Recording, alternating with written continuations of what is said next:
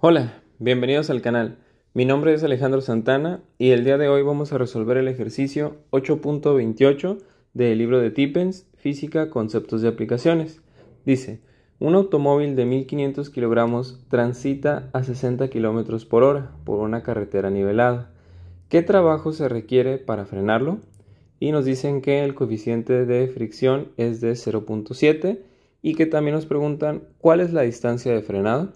Muy bien. Entonces, este ejercicio es un poquito diferente a los anteriores, sin embargo, va por el mismo estilo de ejercicios del 8.24 en adelante.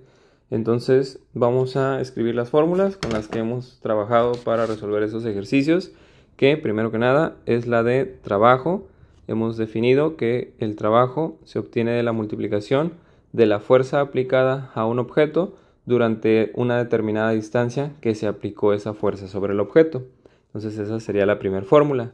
Otra fórmula que hemos visto es la de energía cinética, que hemos dicho que para obtener la energía cinética de un objeto se tiene que multiplicar la mitad de la masa por la velocidad que lleva el objeto elevado al cuadrado. Entonces esa es la manera de calcular la energía cinética.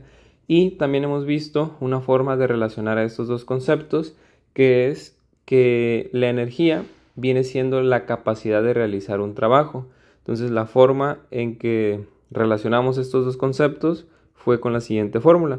El trabajo va a ser igual al cambio en la energía cinética. Recuerda que siempre este símbolo se puede leer como cambio o incremento, dependiendo de la situación. Pero la mejor forma que me parece a mí es llamarlo cambio en la energía cinética. Entonces, y cuando hablamos de un cambio, siempre estamos hablando de dos estados, de una posición inicial y una posición final, o un estado inicial y un estado final. Entonces necesitamos saber la energía cinética en un punto final y la energía cinética en un punto inicial. Siempre es esta resta con primero el final y luego el inicial. Entonces vamos a calcular dos energías cinéticas. Entonces vamos a empezar por calcular la energía cinética inicial. Entonces nos quedaría que la energía cinética inicial se obtiene de 1/2 del valor de la masa del objeto. Pues el carro tiene una masa de 1500 kilogramos, está bien, así debe ser la unidad. Sin embargo, acá con la velocidad no debemos utilizar los kilómetros por hora. Recuerda que las unidades para la velocidad para el sistema internacional son metros por segundo. Entonces tendremos que hacer primero una conversión. Vamos a convertir estos 60 kilómetros por hora a metros por segundo. Entonces eso vamos a hacerlo aquí abajo. Entonces 60 kilómetros por hora. Recuerda que cuando hacemos conversiones, lo que a mí me gusta es utilizar equivalencias y estos factores de conversión. Estos factores de conversión son fracciones que vienen siendo como si fuera un 1, y multiplicar por 1 pues es como no multiplicar por nada. Entonces técnicamente no estamos alterando la cantidad, simplemente la estamos expresando con otro número y otras unidades, pero a fin de cuentas es la misma velocidad. Entonces, ¿qué equivalencias necesito? Pues necesito la de kilómetros con metros y la de horas con segundo. Entonces yo sé que 1 kilómetro equivale a 1000 metros y también debería saber que 1 hora equivale a 3600 segundos. ¿Por qué? Porque 1 hora, primero que nada, equivale a 60 minutos, pero cada minuto son 60 segundos. Entonces 60 por 60 me da los 3600 segundos. Entonces, ¿qué voy a hacer? Bueno, voy a multiplicar por estos factores de conversión, que voy a necesitar dos. Uno para eliminar los kilómetros y otro para eliminar las horas. ¿Cómo voy a eliminar estas unidades? Porque yo quiero que mis unidades ahora sean metros por segundo. Pues lo que tengo que hacer es, si aparecen los kilómetros en la parte de arriba de esta conversión, necesito que ahora los kilómetros aparezcan en la parte de abajo. Recuerda que siempre funciona de esta manera, que cuando tengo algo multiplicando y algo dividiendo, se pueden cancelar mutuamente. Entonces veo que el kilómetro, o sea el 1 kilómetro, lo tendría que escribir aquí en la parte de abajo. Y la equivalencia, que son 1000 metros, lo escribo en la parte de arriba. Entonces, como estas dos cosas son iguales, si yo pongo aquí, por ejemplo, un 5, ¿a qué es igual un 5? Pues a otro 5, ¿no? Entonces, si yo divido 5 entre 5, esto es igual a 1. Aquí 1000 metros entre 1 kilómetro, pues son la misma distancia. Entonces, es como si estuviera multiplicando por un 1 especial. Entonces, es lo que estoy haciendo. Y aquí la misma situación, si yo quiero eliminar las horas que están en la parte de abajo, necesito que ahora las horas aparezcan en la parte de arriba. De esta manera se van a cancelar y los 3600 segundos los pondré en la parte de abajo. Si te fijas, las unidades que me quedan sin cancelar son las que estoy buscando, metros sobre segundo.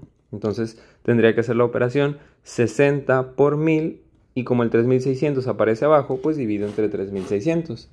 60 por 1000 pues son 60.000 y 60.000 entre 3600, esto me da 16.67. Entonces serán 16.67 metros por segundo. Entonces aquí voy a escribir 16.67 metros por segundo, todo ello elevado al cuadrado. Entonces esa energía cinética inicial será ¿de cuánto? Vamos a ver, esa cantidad la elevamos al cuadrado, lo multiplicamos por 1500 y lo dividimos entre 2. Eso me da 208.333. 208.333.33. Y estos son joules. Recuerda que la energía se mide en joules. Entonces esto vendría siendo mi energía cinética inicial que lleva el automóvil en un inicio. Ahora necesito saber la energía cinética final. ¿Y cuál es la energía cinética final? Pues es muy sencillo. ¿Por qué? Porque esta parte no cambia. La masa del objeto siguen siendo 1500 kilogramos.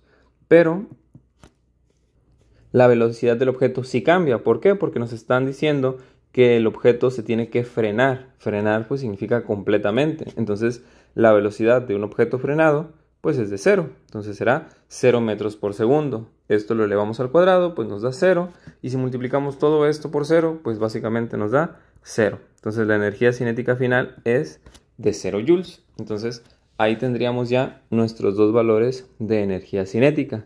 Entonces vamos a restarlos, porque al restarlos obtenemos el cambio en la energía cinética y eso es igual al trabajo realizado. Entonces, ¿cómo le hacemos? Nos quedaría aquí entonces que el trabajo es igual a la diferencia en la energía cinética. Primero la final y luego la inicial. Entonces la final fueron 0 joules menos la energía cinética inicial, que fueron 208.333.33 joules. Entonces si hacemos esta resta, pues 0 menos esto nos va a dar esta cantidad negativa. Menos 208.333.33. Entonces este sería mi cambio en la energía cinética y por lo tanto el trabajo realizado. ¿Tiene sentido que sea negativo? Sí, sí tiene sentido. ¿Por qué? Porque el automóvil, vamos a suponer que está yendo hacia la derecha.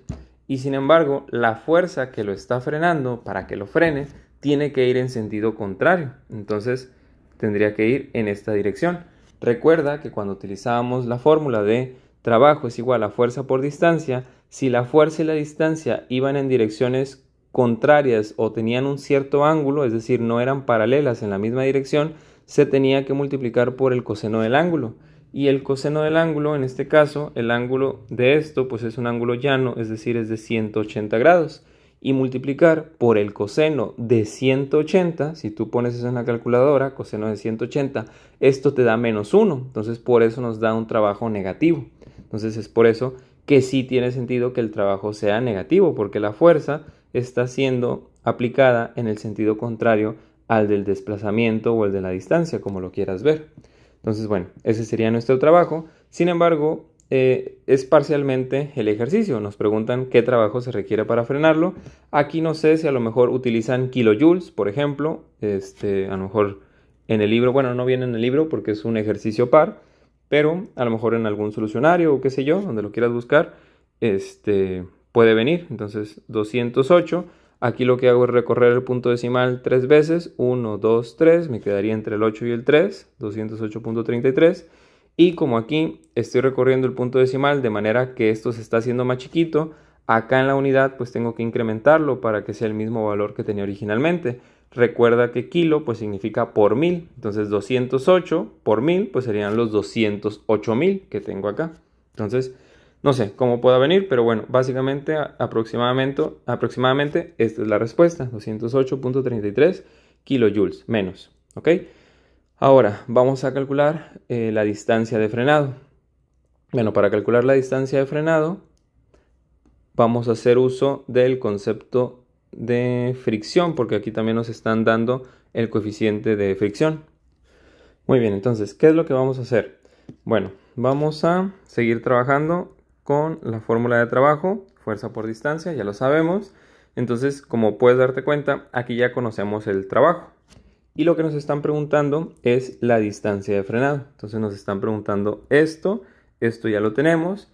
Y entonces, para poder calcular la distancia, pues necesitamos conocer la fuerza para poder despejarlo de aquí y tener la distancia. Entonces, ¿cómo le vamos a hacer para calcular la fuerza de frenado? Pues la fuerza de frenado pues no es más que la fuerza de fricción que el objeto siente con el pavimento. Entonces, la fuerza de fricción, recuerda que se obtiene de la multiplicación del coeficiente de fricción, en este caso cinética porque hay movimiento, multiplicado por la normal. Y vamos a hacer un pequeño análisis. Vamos a simular que este objeto es nuestro automóvil. Recuerda entonces que vamos a hacer aquí un diagrama de cuerpo libre. Entonces, en el diagrama de cuerpo libre, ¿qué fuerzas están interactuando? Pues como siempre tenemos el peso, tenemos la fuerza normal, que es esta que tenemos aquí, tenemos la fuerza de fricción, que es la que queremos obtener, que es la que está haciendo que el objeto se detenga poco a poco. Entonces, bueno, básicamente esto sería nuestro diagrama de cuerpo libre de manera sencilla. Ahora vamos a enfocarnos en las fuerzas que están aplicadas en el eje Y, porque es donde se encuentra la normal, en el eje Y. Entonces, como puedes ver, únicamente son dos, porque la fuerza de fricción es completamente horizontal, no interviene para nada en el eje de las Y o de las Y. Entonces vamos a escribir aquí, sumatoria de fuerzas en Y es igual a 0. ¿Por qué es igual a 0? Porque el objeto no se está moviendo hacia arriba o hacia abajo, en todo caso se está moviendo hacia la derecha o hacia la izquierda, pero en el eje Y no se está moviendo, entonces por eso lo podemos igualar a 0. ¿Y cuáles son todas esas fuerzas? ¿Cuál es toda esa sumatoria de fuerzas? Pues serían las fuerzas que intervienen en el eje Y. Entonces sería N, lo voy a colocar positivo porque apunta hacia arriba y me gusta considerar que hacia arriba es positivo. La W la voy a escribir negativa porque va en el sentido contrario a la normal. Entonces, como lleva sentido contrario, pues tiene que llevar el signo contrario. Entonces, esto lo igualaría a 0. Y entonces me queda de aquí, despejando N, si la W que está restando la paso para acá, pasaría sumando, 0 más W, pues me queda W. Entonces me queda que la normal es igual al peso.